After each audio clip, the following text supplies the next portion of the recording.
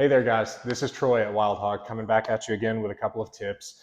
I just want to talk about some glute activation today. So something that I want you guys to think about if you're doing squats, if you're doing RDLs, if you're doing bridging, there's two things I want you to think about.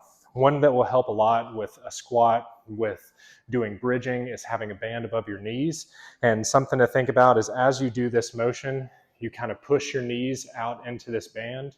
And that resistance helps to cut on a little bit of that glute activation if that's something you've been struggling with. And then second thing that I want to tell you guys is doing a little bit of a corkscrew into the ground. So basically, I keep my feet planted. They're not really going to move.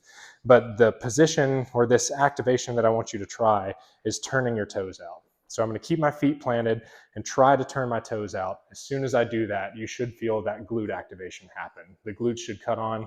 You can use this as you do a squat. You can do this in an RDL format. If you're doing a deadlift or an RDL, you won't have this band on.